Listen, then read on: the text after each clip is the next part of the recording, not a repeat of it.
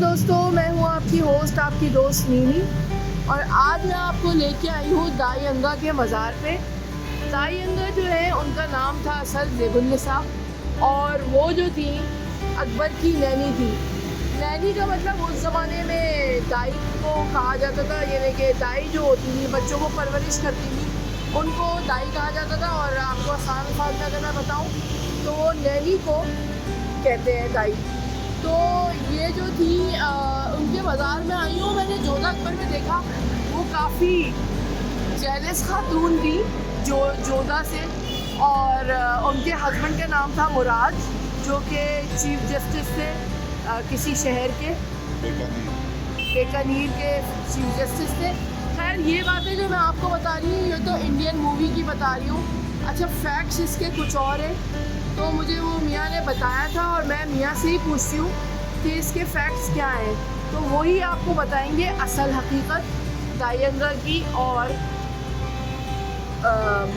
वो किसकी नैनी थी। एक्चुअली ये जो है ना फिल्म में जो दिखाया है, फिल्म जोधा अकबर में, कि अकबर को जिन्होंने पाला वो उनका नाम दाई अंगा था, जो जोधा अकबर फिल्म इंडिया की आशुतोष गवारीकर ने बनाई है। लेकिन असल में दाई अंगा जो थी वो शाहजहाँ की यानी मेड या नैनी थी, और उन्होंने शाहजहाँ की परवरिश की। हम इस वक्त जिस जगह आए हुए हैं ये बिल्कुल यूईटी के बराबर में जो पुराना जीटी रोड है उसके ऊपर ये गुलाबी बाग की ये जगह जो है, इस जगह का नाम है गुलाबी बाग। गुलाबी बाग पहले बना था जाहिर है, और गुलाबी बाग जो था उसका जो मेन फसाड अभी आपने देखा, तो सुल्तान मिर्ज़ा जो थे उन्होंने उनके नाम पे ये दरवाज़ा जो है जो आपने भी देखा ये उन्होंने बनवाया था। और उन्होंने एक गन, यूरोपियन बनी हुई गन दी थी शाहजहाँ को तोहफे में, और वो जब वो साथ खड़े हुए थे गन चली तो गन की नाली फट गई और सुल्तान मिर्ज़ा अल्लाह को प्यारा हो गए।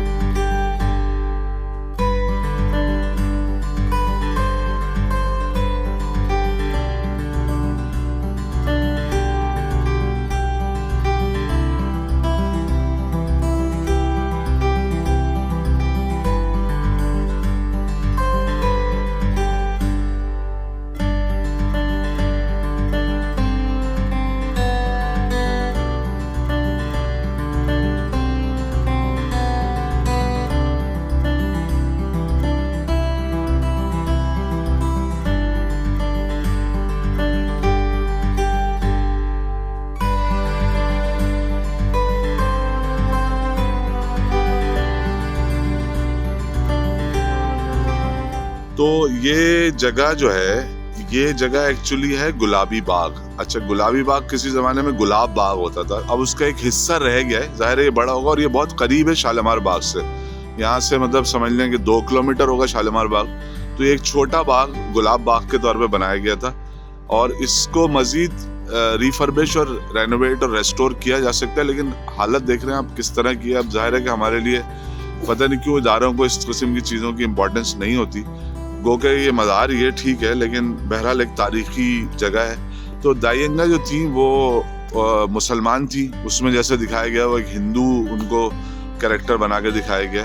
वो मुसलमान थी, उन्होंने मस्जिद भी बनवाई थी, मस्जिद दाई अंगा के नाम से यहाँ लाहौर में ही मस्जिद है, रोड पार सामने। और दाई अंगा खुद जो है वो उनकी परवरिश शाहजहाँ की परवरिश उनके हाथों हुई, और ये मज़ार उनका फिर इसीलिए बनाया गया। अगर हिंदू होती तो ज़ाहिर है जलाया जाता, उनको दफनाया नहीं जाता।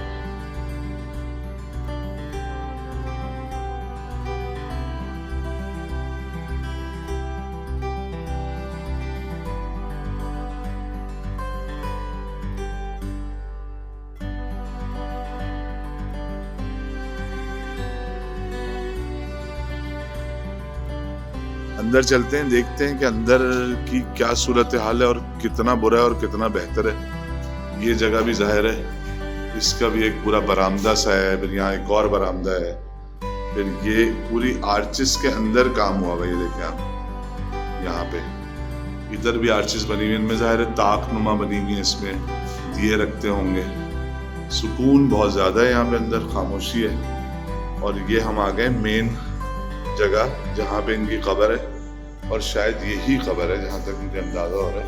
लेकिन इस पर कतबा कोई नहीं लगा हुआ, सिर्फ एक जानमाज नुमा, बल्कि एक बैनर नुमा कोई चीज़ है वो बिछी हुई है यहाँ पे। और ये मार्किंग शायद ईंटों से हुई हुई है। ये 2 कब्रें लग रही हैं। और ये ऊपर का आप देख लें, कितना खूबसूरत गुंबद है।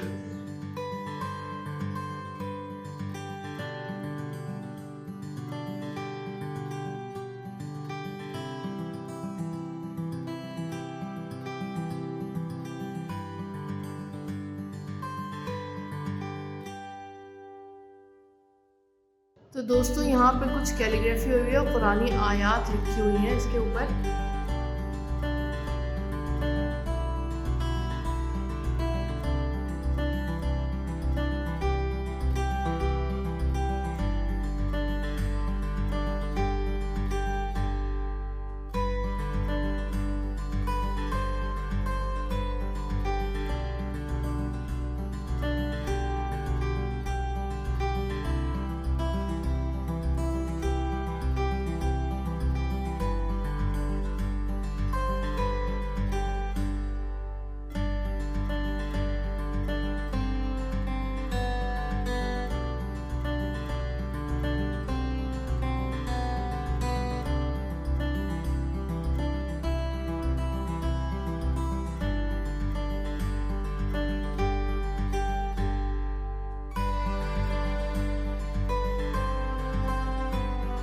जिस जगह से मैं गुजर रही हूँ ये कोई ज़्यादा हाइट नहीं है, 5'8" हाइट होगी इसकी मेरा ख्याल है, इससे ज़्यादा नहीं है। और ये जो ताक बने हुए हैं इसके अंदर ये यकीनन दिए जलाते होंगे रोशनी करने के लिए। और है तो बहुत ठंडा ये, अभी तो खैर मौसम बेहतर है तो, लेकिन मेरा ख्याल है वैसे भी ठंडा होगा, ये ठंडी होगी ये जगह, क्योंकि इसकी छतें बहुत ऊंची ऊंची बनी हुई हैं। खैर लेकिन इसकी मखदूश हालत देख के मुझे बहुत अफसोस हो रहा है कि इसको सही करें। काशीकारी के कुछ आसार इस छोटी सी जगह पैच पे नज़र आ रहे हैं, अदरवाइज तो सब कुछ ख़त्म ही हो चुका है यहाँ पे। अच्छा ये जो चौकियाँ बनी हुई हैं मेरे ख्याल से यहाँ पे मुहाफिज बैठते होंगे उस ज़माने में, या खूबसूरती के लिए बनाई हुई हो सकती है। लेकिन हाँ मैं भी खूबसूरती के लिए, क्योंकि ये उसी को छोटा करके बनाया। अगर आप और से देखें ना, वो जो पूरा मकबरा है उसको उन्होंने छोटा करके बनाया। लेकिन ये मुहाफिज भी बैठते थे उस ज़माने में, चौकियाँ हैं ये, क्योंकि ये चारों कोनों पे हैं। अच्छा इस पे ऊपर जाने का रास्ता आपने मालूम किया? वो है रास्ता, सीढ़ियाँ हैं लेकिन बंद है, ताला लगा है। और इसका रीजन देखिए इन्होंने पैटर्न को वहाँ पे भी फॉलो किया हुआ है। यहाँ पे इन्होंने इस पौधे इस तरह लगाए हुए हैं, जो पैटर्न यहाँ फर्श पे बना हुआ है, जो कि हमें अभी रास्ते में सब जगह ये लोग ईंटें खास तरह से रखते थे। मुगल इनकी मसाजिद में भी और इनके मकबरों में भी हर जगह ईंटों का एक खास पैटर्न होता है और वो पूरे में फॉलो करते हैं उसको। और ये पौधे भी इन्होंने इसी पैटर्न पे ही लगाए हैं, है ना?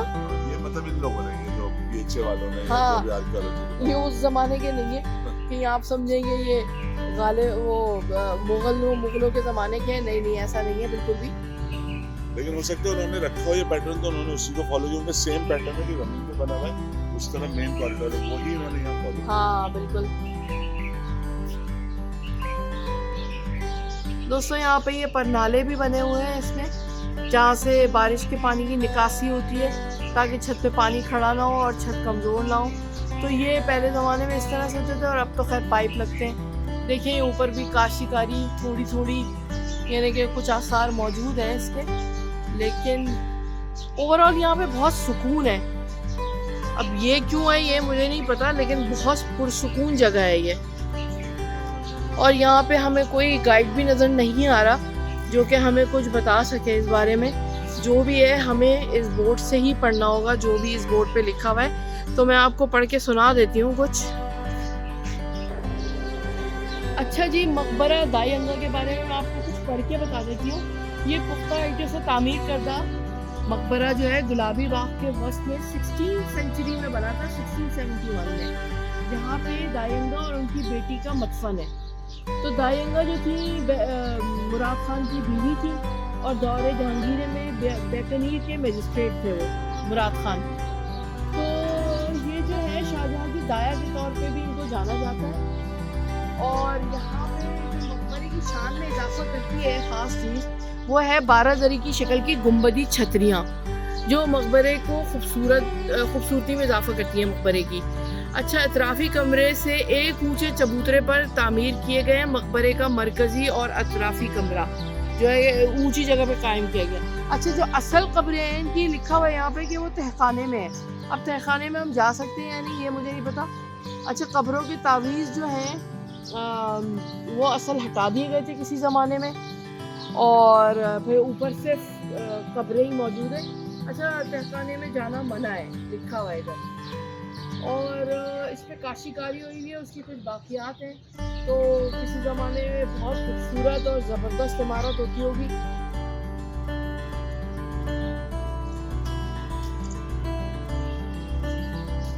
तो दोस्तों, मैंने अभी पूछा कि तहखाने का रास्ता क्या है, कहाँ है, तो उन्होंने मुझे बताया कि यहाँ पे घास लगा दी गई है। ये जो आपको कुछ टूटी फूटी जगह नज़र आ रही है ये अंदर की तरफ सीढ़ियाँ जाती नहीं और इसको इन्होंने बंद कर दिया है और नीचे अब कोई भी नहीं जा सकता, किसी का भी एक्सेस नहीं है। अच्छा, एक और बात जो कि मुझे उन्होंने बताई, यहाँ पे वो एक काम करते हैं साहब, केयर टेकर हैं। तो उन्होंने मुझे बताया ये जो आपको दरवाजे नज़र आ रहे होंगे इस वॉल के साथ साथ, तो ये इस साइड पे घर है। तो लोगों ने क्या किया, आपको पता है पाकिस्तानी कैसे होते हैं और हमारा मिजाज क्या है, तो उन्होंने क्या किया कि पीछे से दरवाजे खोल लिए और शाम के वक्त पार्क जब बंद हो जाता था तो ये यहाँ पे अपनी टेबल चेयर्स डाल के और इस तारीख़ी विरसे को इंजॉय, घर का लॉन समझते थे और इंजॉय करते थे।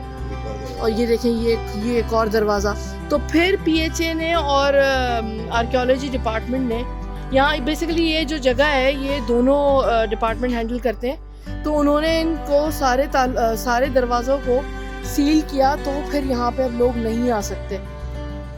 एक तो वैसे हमारा मिजाज ऐसा नहीं है कि हम अपने विरसे की हिफाजत कर सकें, जो रहा सहा कुछ है तो उसको भी हम बढ़ा के अपने घर के हिस्से में दाखिल करके अपना ही समझ लेते हैं। और ये देखें, ओहो, यहाँ से ऑरेंज ट्रेन गुजरी थी, मैंने कहा आपको दिखाऊं, खैर वो बड़ी तेज़ी से निकली है। तो चलते हैं अब यहाँ से और हम चलते हैं एक और नई जगह पे।